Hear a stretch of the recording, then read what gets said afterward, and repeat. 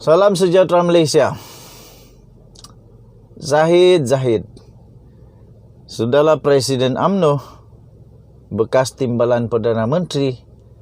Sekarang setelah Najib Razak masuk penjara, Zahid pun dalam bahaya. Yang ini pasti. Denyut nadi suara rakyat bergema di channel ini. Tuan-tuan dan puan-puan yang dihormati sekalian, maci-maci, paci-paci.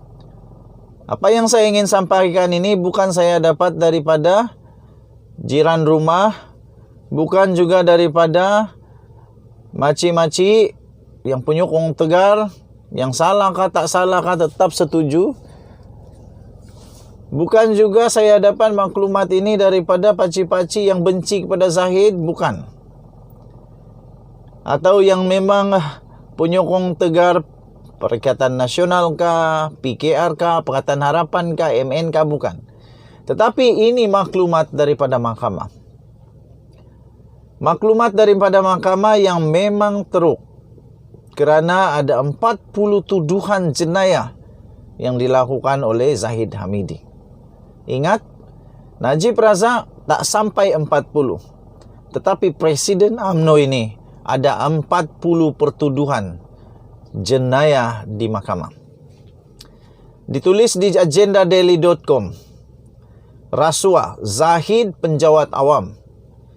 Duit rakyat bayar gaji, kata pendakwa. Aduh, pendakwa raya hari ini telah menggesa Mahkamah Tinggi untuk menganggap Datuk Seri Ahmad Zahid Hamidi sebagai penjawat awam dan bukannya ahli politik, apabila dia secara sedar melebihi skop fungsi rasminya sebagai bekas Menteri Dalam Negeri untuk menuntut ratusan ribu dolar Singapura daripada Ultra Kirana Sdn Bhd. Saya setuju. Ini perlu dilihat dalam kapasiti beliau sebagai penjawat awam dan bukan ahli politik. Kerana dia adalah penjawat awam, iaitu dia adalah Menteri Dalam Negeri. Dalam hujahan lisan berikutan penutupan kes pendakwaan, Timbalan Pendakwa Raya DPP Datuk Raja Rosella Rajatoran cuba mencabar hujahan pembelaan di mahkamah bahawa bayaran tunai yang diterima atas nama derma politik adalah tidak menyalahi undang-undang. Sambil menyatakan bahawa penjawat awam yang memegang jawatan awam semestinya akan membawa bersamanya kuasa yang diberikan kepada jawatan itu atau kuasa yang mengalir daripada status yang dipegang di pejabat itu. Raja Rosella berkata bekas timbalan Perdana Menteri itu akan diberi peluang untuk menggunakannya untuk motif rasuah, kata Peguamit. Katanya, saya dengan rendah hati menggesa mahkamah memberi tumpuan kepada fakta bahawa tertuduh di sini adalah penjawat awam.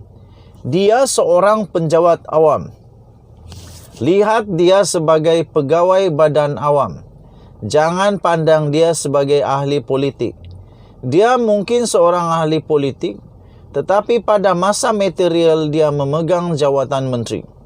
Gajinya dibayar oleh kerajaan menggunakan wang pembayar cukai. Dia dibayar untuk berkhidmat kepada orang ramai, tidak meminta orang ramai melayaninya dengan menyerahkan wang tunai kepadanya. Saya menggesa yang arif untuk mempertimbangkan dengan serius. Jangan lihat dia sebagai ahli politik, lihat dia sebagai penjawat awam semata-mata, katanya di hadapan Hakim Mahkamah Tinggi Shah Alam, iaitu Datuk Muhammad Yazid Mustafa. Raja Rosella seterusnya menegaskan bahawa seorang menteri tidak mempunyai urusan meminta wang diberikan kepadanya dengan alasan untuk kerjaya politik. Katanya beliau mungkin hanya seorang inspektor polis atau ahli parlimen terpilih yang memegang jawatan tertinggi dalam kerajaan. Tetapi jika penjawat awam itu dibenarkan menerima sesuatu yang bernilai, apabila mereka dilarang menerima atau mendapatkan rasuah di bawah undang-undang anti rasuah, mereka boleh dengan mudah memintas larangan itu dengan menerima rasuah dalam bentuk hadiah atau seperti dalam kes kami wang tunai yang menyamar atau dilabel sebagai derma politik, kata beliau. Tambahnya lagi, kuasa mempunyai cenderung untuk rasuah, tambahnya. Beliau kemudiannya menggesa Mahkamah mengambil kira Seksyen 165 Kanun Keseksaan yang mana Zahid didakwa, di mana peruntukan undang-undang digubal semata-mata untuk tujuan mengekang dan menghalang penjawat awam daripada menerima apa-apa yang bernilai tanpa pertimbangan daripada mana-mana orang yang mempunyai urusan rasmi dengan mereka. Dalam mengakhiri pujaannya, Raja Rosella sekali lagi menegaskan bahawa pihak pendakwaan telah mengemukakan bukti yang boleh dipercayai ke atas setiap bahan penting kesalahan yang tidak tergoyahkan walaupun pemeriksaan balas daripada pihak pembelaan. Zahid juga merupakan naib Presiden UMNO dan pemangku timbalan Presiden parti itu antara 2014 dan 2018 apabila wang itu diterima.